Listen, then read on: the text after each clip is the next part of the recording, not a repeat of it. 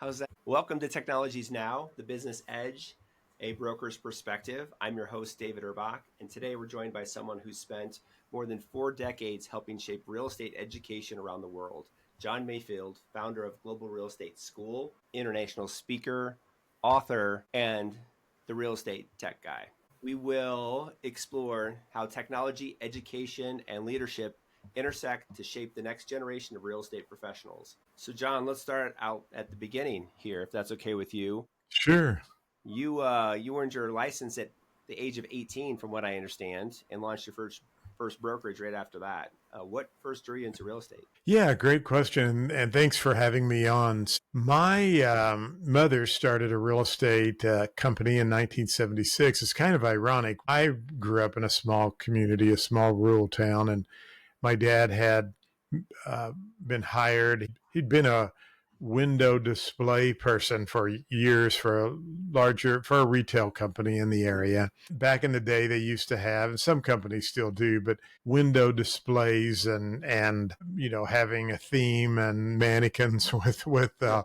all of the attire was a big deal. People used to, back when the cities had the small towns had their windows and stores. And so my dad was promoted to a manager of the store when they were building at a shopping center nearby. And he did so well, they transferred him to St. Louis. And so my sisters and I, we were just giddy because we were moving to the city, and I would have been in the 8th grade at that time. And long story short, the gentleman who was manager of the local store quit. So they told my dad, "Hey, you haven't sold your house. You want to stay there?" And so uh, my mom and dad said, "Sure." And of course, we were all disappointed because we wanted to move to St. Louis. And my mom had been a bookkeeper for years for the school system. So she had given up her job and she had to start something new. So she got her real estate license and really did phenomenal. Got her broker's license, started working for a lady managing her company. And then, like most folks, she was like, "Hey, I think I could build a better mousetrap," and started her own company. And I was 16 at that time, 1976. So I was putting up signs, taking pictures of the properties, and just kind of doing stuff like that. And in 1978, my mother said, "Hey, you only have to be 18 now in Missouri to get your real estate license." And so I thought, well, why not? And I got my license. And in 78, interest rates were pretty reasonable, 7, 8%, 9%, which I know a lot of people think, oh my gosh, 6, 7% is very high. But that Right. was kind of the going rate for years. I spoke to a lady the other day who said she remembered getting a 6% interest rate in the 1960s or early 60s, but we were laughing about that. So I got my license, and then I always wanted, David, to go into the movie industry. I always wanted to work behind the scenes as a director and a producer. I was just still am drawn to Yeah. that. So anyway, I went away to college. I had my real estate license, and then in 1980, interest rates went sky high and 18%, 19%. And my mom went from like a staff of 30 or 40 agents to her and one or two other people. So I came back home and helped her that summer, and I just kind of fell in love with it and rechanged my major to business and stayed home and semi-commuted to Cape Girardeau and got I always wanted to get a college degree. And Mm-hmm. so here I am 47 years later. I got my license, then took over my mom's company and kind of went from there. Oh, that's fantastic. What a great entry. What a great story. So what has evolved since those early days from the real estate side? Yeah, I've had a really, and I still feel young, although I'm 65 now, but I look back at the 47 years, and I was part of real estate when there was no multiple list service. I mean, we exchanged properties by sharing sheets of paper, and then we had our first MLS, the first multiple listing service in our local board, which was a 3-ring binder. And the hot sheet was 2 weeks old.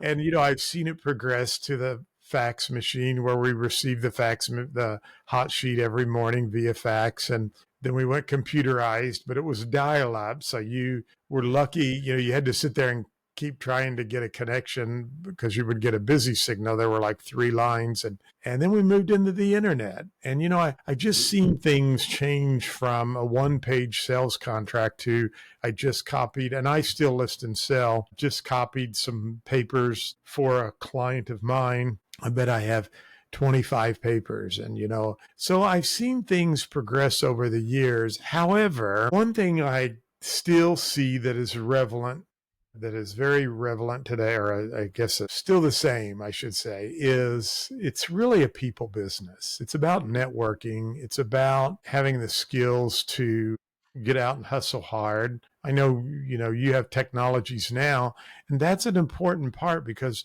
I think real estate agents today don't understand that they can still utilize technology, and they have to utilize the latest technology, whether it's AI or social media. They also have to have the social media or the people skills. And so those are kind of the things that I've seen. And I still use old school marketing tactics today to win business, but I also try to figure out how I can use today's technology to make those old school pieces of the puzzle more efficient and work better for me. Yeah, no, absolutely. I think it's all about leveraging our time, and technology has always done that, always leveraged our time, certainly in this space and any business space that we're in. That was interesting. I hadn't thought about the fact that there was a time before multiple listing, the MLS, right? The concept is Yeah.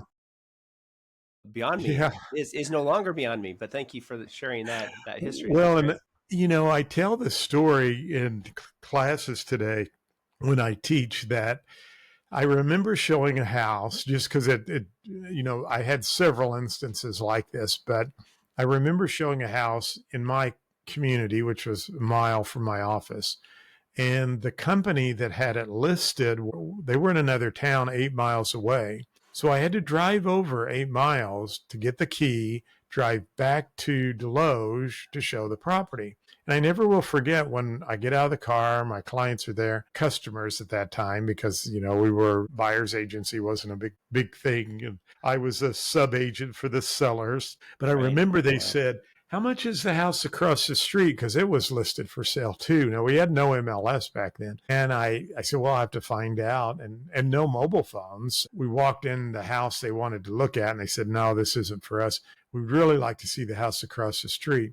So I had to get in my car, drive 8 miles back to the office. Same company had the listing, got the key to the other house because it was empty, drove back over there, showed them the house, and they did end up buying it. But we didn't have lock boxes, and we didn't have cell phones, and there was no MLS or mobile device to look up and say, oh yeah, that's listed for. So it's kind of funny how it's all evolved, and newer agents will look at me like, what do you mean you had to meet somebody at your office and type up a contract and have them sign Right. the documents and so forth? No, that's fantastic. And now you can have someone go show the house themselves in places. If they swipe a credit card, it opens the lockbox in case they steal the key and Yeah, things for that sort right of thing. from I mean, just my crazy. phone. Yeah. Yeah, no, that's pretty amazing. So obviously your passion with real estate has shifted years ago now into your next venture, which is Global Real Estate School. Tell me about the evolution and how that was born. Okay. I have stories for everything, and I hope it's not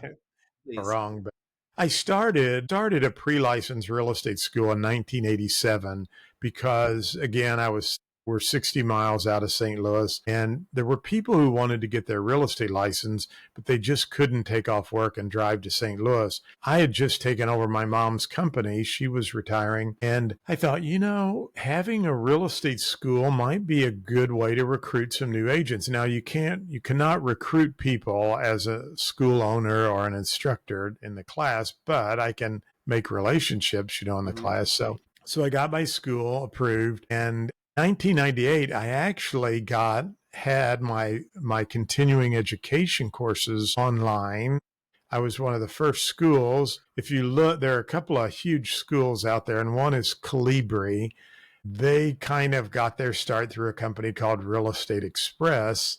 And Real Estate Express and myself were the first two companies who were providing technology. So long story. I won't bore you with stuff. My dad passed away in '01. My mom was having a challenging time with his death, and there were so many things going on. I had 3 offices. I just did not pursue the online portion. And there were some other things coming about. So my wife and I bought a pick your own blueberry blackberry farm in 2004. It was a farm I had for sale and I couldn't sell. The owner kept telling me it's a great business. You need to buy that. So, my wife and I bought that farm in 2004 and she was going to run the farm. So in '06, I was offered a job to go to work for a bank. And I sold my company and went to work for the bank. And my wife and I are running the farm. We're living the dream. We built our dream home. I'm going to work for the bank. They want me to still kind of be involved with the board of realtors. And then April 2007, we had this late spring freeze, lost our entire crop, thought we had insurance and we didn't. So we lost our blueberry crop. And then, and keep in mind, I'd signed a non-compete clause when I'd sold my business. And then I went to work a couple of months later, and we're in the middle of the mortgage meltdown. And the bank I'd gone to work for had kind of been put on this thing called the watch list. And I won't get into that. They're great people, and they didn't do anything wrong. They just didn't document a lot of things like they should have. So they couldn't put a bank in Farmington, which was the plan for me to be a vice president. And so now I'm unemployed with no blueberry or blackberry crop and a non-compete clause. And the only thing I'd ever done was sell real estate. And we're $1 million in debt. And so, I jokingly do my Steve Martin, say, hey, kids, we're having fun now.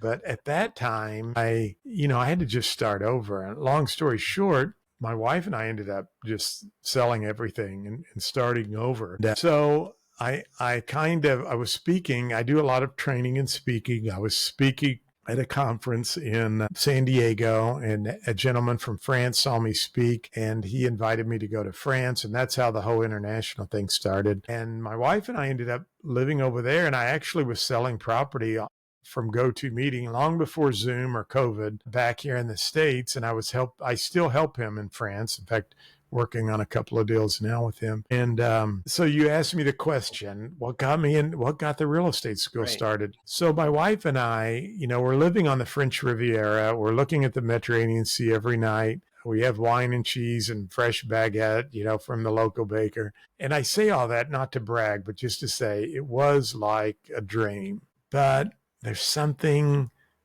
that's missing when you're not with your family, or, we love France and I'd love to live there, but I just wanted my own jet to go back and forth when I want to. And so I still go back a lot, but we came back home, and I was just trying to figure out what to do. And my wife saw some of the things I was doing with online creation, and she said, you really should put your real estate school online. And I was just burned out on that. I thought I'd thrown everything away, but I was at the grocery store, and I had sent a friend to pre-licensed real estate school, and his name was Henry. And I saw him at the grocery store, and I said, Henry, how's your course going? And he said, John, I had to drop out. It was terrible. And I kept hearing that a lot, David. People would say, you just read and click your mouse. And I thought, man, there's got to be a better way than that.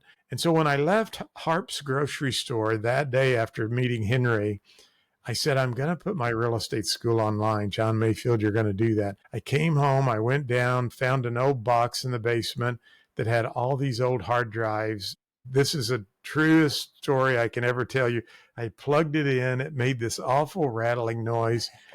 But the hard drive popped up, the C drive, and I started looking around, and I finally found the folder that said real estate school. I quickly copied it over, and then that was in August, and January 17th, my school was approved, and we launched January the 17th of 2007.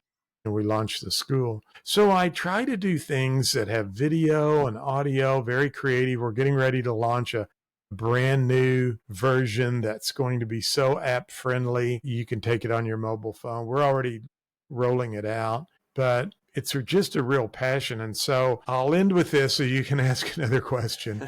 But it kind of brings me back around to, I always wanted to go to Hollywood. And I always wanted to get in broadcasting and film. And that was my major in college originally. And now I get to do all of that stuff with my real estate school, and I produce sales meetings for associations, and I use Final Cut Pro and do all of that stuff, and cameras and lights. And so I kind of just flipped the script in my life. Most people go to college and do what they want to do. And I kind of, I guess, did something different. But now I'm coming back at 65 and doing all of these fun things with video and audio and podcasting. And so that's how I started this school. That's probably way too much more than you wanted to know. But I No, tell that story for a couple of reasons. mm-hmm. There's probably somebody listening or watching. We all go through stuff. My wife and I went through some really hard, and there were times I just thought, man, I'll never get out of this pit. Now I get paid to tell that story, but there was just so many things that happened that I wouldn't go back and do it differently today. That's really interesting. The moral of that story is, don't worry if your blueberries freeze. There's hope in the future. That's Something right. like that. Yeah. We probably would not be talking if the blueberries didn't freeze, is what it kind of sounds like to me. Yeah, exactly. And I would have never met my friend in France.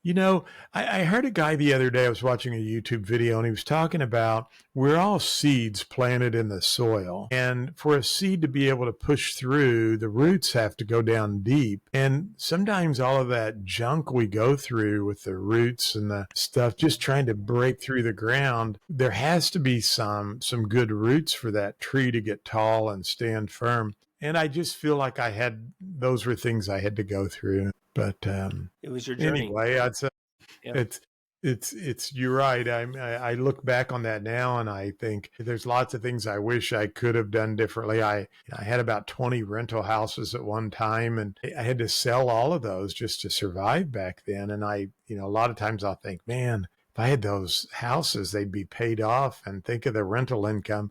But I wouldn't have near the joy. You can have money, but I wouldn't have near the joy and the relationships and the friendships that I've been able to create through the traveling and all of the things I've done. Yes, and you wouldn't be a star of your own show, which was your goal from the beginning, right? Yeah. And I know you're talking about technologies now, and kind of to bridge all of that together, I was investing heavily back in 2000.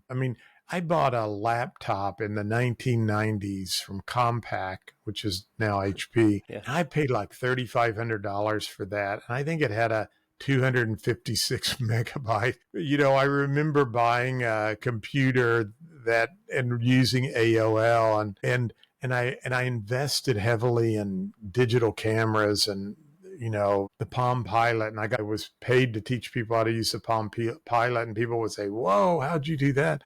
But all of those things led me to like being a vertical partner with Hewlett Packard, where I actually would go to trade shows with them and speak in their booth. But I learned all of those things, and those were investments into my business. And so, the technologies played a crucial role in allowing me to differentiate myself and allowing a man from France. There's more to that story that I won't bore you with, but I remember thinking nobody's getting my technology I'm teaching in the room. But when I finished, they did get it, and they were so intrigued. They just didn't realize how much you could do with technology. And that's why he invited me to France. And that's why I started going to all these other countries, because they were like, we want to know how to use technology in real estate and in our brokerages. That's just been one of my gifts, that I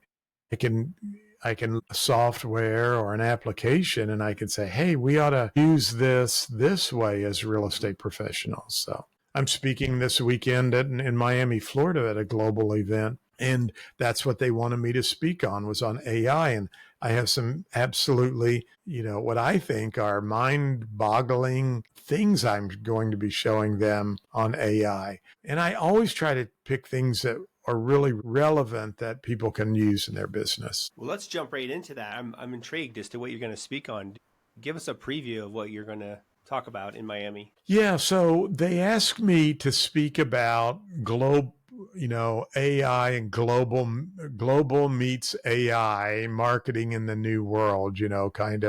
And there will be real estate companies there from 22 different different associations. So I watch a lot of people talk about AI, and there are, we know Chat GPT, and we know HeyGen and all of those different things, and Notebook LM. But what I really try to do different as a speaker is bring to them, here's your problem, because I know what problems most brokers have, or agents. Here's a problem we have in our business. Let's figure out how we can take AI to solve that problem and to solve it correctly. One of the things that I see, and it's been a challenge for me, is being able to write a good prompt to get the correct data that you want, or information that you want. So I have a little acronym I'll be sharing with them on a prompt that will help them be able, and the acronym's CRAFT. And so it will help them be able to craft the perfect prompt for anything they need. And so I'm going to walk them through that.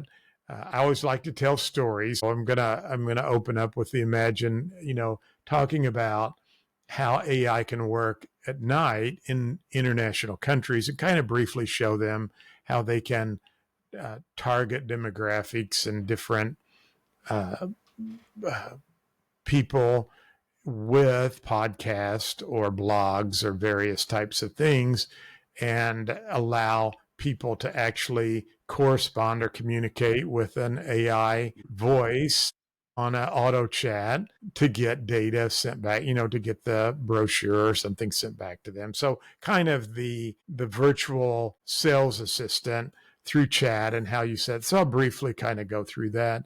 But then I want to go into the real core of, if you're going to market with AI, you need to set up a plan, a marketing plan, some type of a business plan. So I'm going to show them how Notebook LM is really great for that, and how they can use the mind mapping features to, keep branching out and drilling down. And then I'm actually repurposing some of the content that Miami Realtors puts out to their members, and showing them, hey, let's take this and make a podcast out of it. Let's take this and make a video out of it. So, the goal is kind of twofold: show really cool AI tools that can help you get noticed and grow your business and save you time to push content out. But more importantly, help Miami Realtors get some more leverage out of the stuff they're paying a lot of money for their members, that sometimes just sits on the shelf, or the digital shelf, because brokers and agents don't know what to do with it.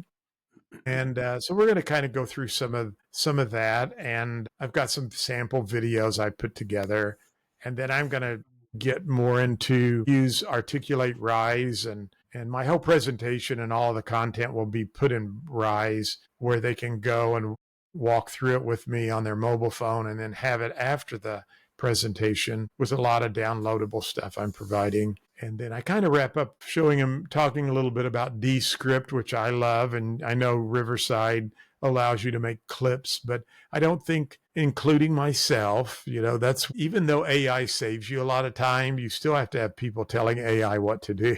So, yeah, absolutely. But, we need to repurpose some of this content we're doing. It's great that you're doing a podcast with me for 45 minutes or an hour. How many people will watch that? But if you can repurpose into clips and share that on Instagram and X and Facebook and, Pinterest and all of TikTok, it just helps you leverage and repurpose that content in more ways. YouTube Shorts. So it's like my daughter and I have a long checklist of all these things we have to do. So it's going to be fun. I only have 20 minutes, so I got to get in and out pretty quick. But I've got a lot of really cool apps I'll quickly mention, but there'll be more information and examples in the Rise content. Yeah, no, excellent. Thank you for sharing that. That's fantastic. Now, one of the questions I was going to ask, and I think we have already touched on, is, how important is social media in your use of technology and relationship building?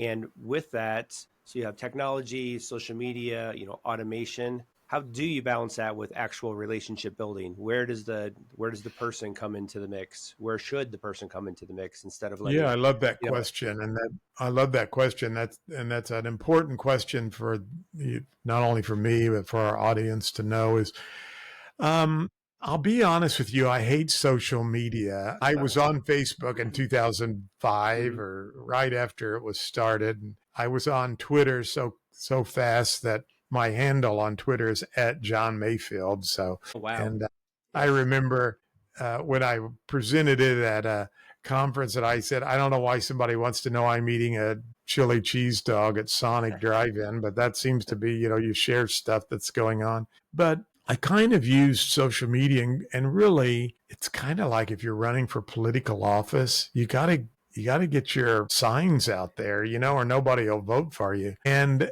I have to be very honest with you. I was using it heavily when I was in France and speaking in all these countries. And then all of a sudden, people were like, man, you're all over the place. Then it helped me build my business even bigger. I mean, to this day, people will still say, what country are you in? When they call me, they're like, what country are you in? Because Mhm. I used to be in Dubai or places and I knew how to forward my I knew how to forward my phone to Google Voice, which forwarded to my iPad. And I could answer my phone anywhere, and not have to pay international calls. Today, that's not a challenge, but then I kind of got away from it, David. I just got tired of it, and it became too political. I guess around 2016 to 20, it was just like I didn't need to hear people's political views, and I don't really share mine. I don't try to comment on things, and it's kind of like I remember a guy who was doing a social media webinar, and he said, "All you do is make about half the people mad at you if you give your political views. Nobody really cares." And so I think I just got kind of a bad taste in my mouth. Now, I will tell you this, I'm coming back around and I'm trying to do more personal contacts and more personal interaction again. I'm posting more. I use Go High Level, which I absolutely love. And it has social media automation, kind of like a Hootsuite we used to pay for. Mhm. Yes. And we do a lot of posting through Go High Level. We can post to TikTok and all of the various channels. I think X just removed themselves somehow. Elon changed that up, but Mhm. Right. still get out to most of the stuff. And then I try to do a lot of stuff on my own. But I think I need to do a better job telling people happy birthday, commenting on things that I read. I'm trying to budget time, and I think people should do that. Don't spend all your time, hanging out in the feed, and I can get caught up in it. I need to do a better job on LinkedIn. Think for business and real estate. There's some good opportunities there. Mhm. And I don't think we leverage those in the right way. And I think to answer your question, you got to figure out, it goes back to what I'm going to try to tell them this weekend. You got to have some type of a strategic marketing plan. For Global Real Estate School, it's YouTube. Everybody finds me on YouTube. And people email me, they call me, and they say, I wouldn't have passed my test if it hadn't been for you. I'm so Oh, nice. sorry I didn't go to your school. And I'm like, and Right. so I hear Love that that. all the time. So you know what, my wife and daughter and I are wrapping up right now. We'll have launched in the next week exam prep for all 50 states in the United States. And we had AI and we developed the right prompt and did the right research and added the right content.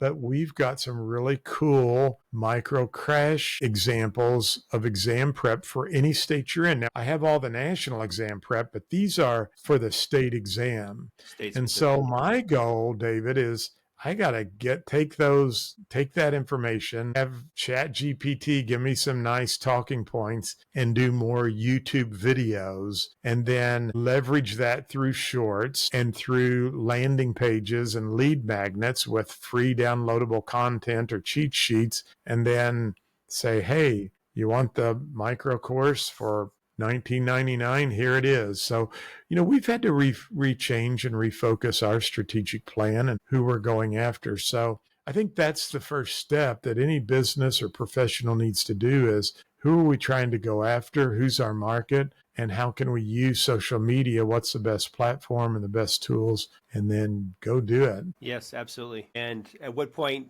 do you think people are relying too much on social media and maybe not enough on their own social skills. I've heard this topic come up again and again. You still have to be able to communicate with people and have a relationship to, in real estate to actually do business. Yeah.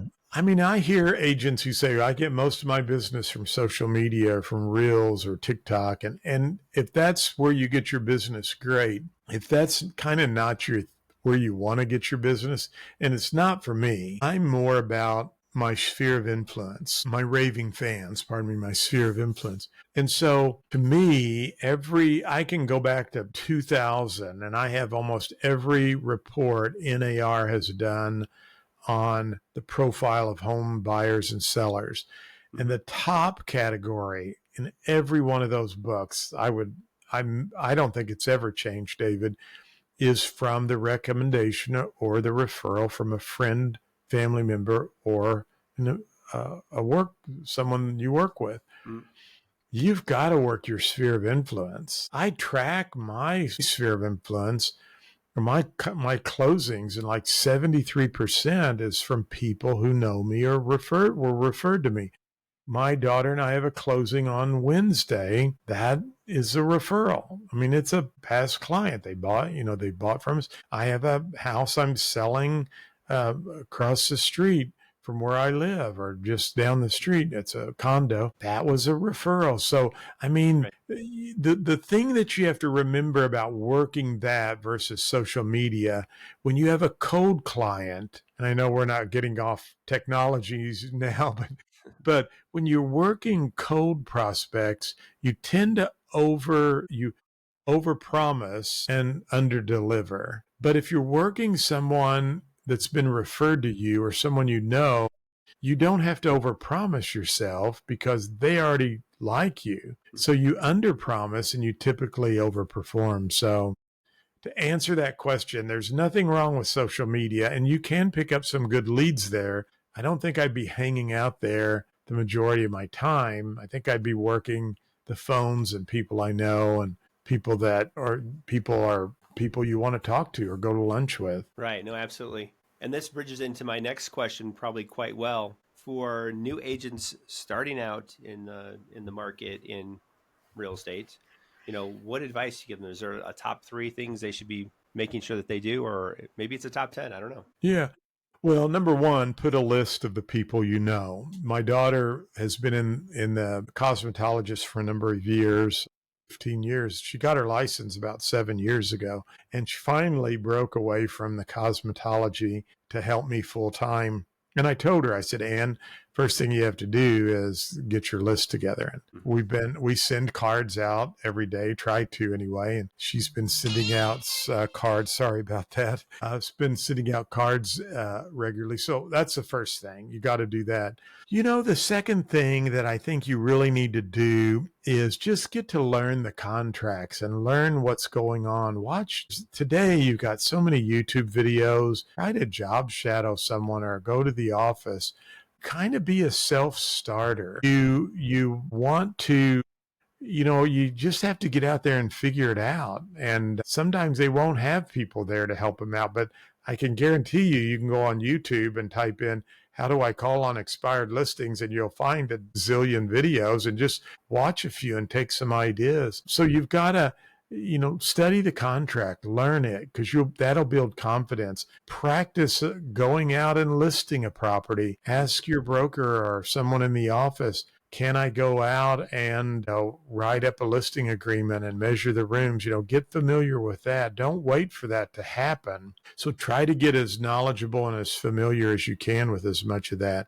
I think the third thing I would recommend is, especially if you're having a challenge, don't be afraid to look for a top agent in an office that maybe you could work for them or with a team. New agents sometimes can have a real challenge trying to get going in the business. But there are always teams out there that need somebody to help them show property or to do some certain things for them. And let me tell you what, most of those teams, they know you're going to want to do your own thing at some point, and they would love. So it's kind of like you're getting on the job training. You're getting some deals fed to you. You're getting a little bit of the pie, but you're learning and getting a wealth of knowledge and participating with team members and so forth. And so there's nothing wrong with that. So, there's all kinds of ways that you can leverage your business in that respect. And then I think you have to educate yourself. I mean,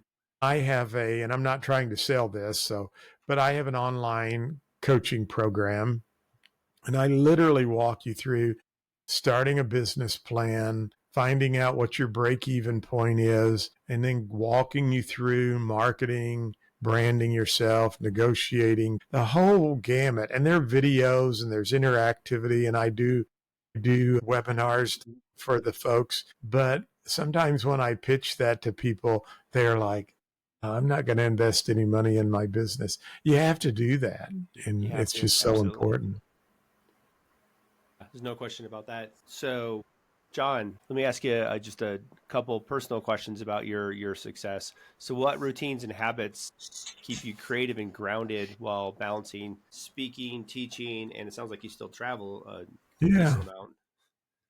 Well, I listen to a lot of audiobooks, and I should have added that to the list. So, and they're normally nonfiction motivational books. I listen to a lot of books from the 1900s all the way up to the 1950s. I love people like Florence Scovel Shinn and Catherine Ponder, and all of the Dale Carnegie and Joseph Murphy. And I've been listening to this one book over and over, and it's from Dr. Maxwell Maltz, and it's called Psycho-Cybernetics. And it's a very deep book, but man, it'll blow your mind away. And it's a great listen. I'm listening to it now on my watch when I walk in the morning.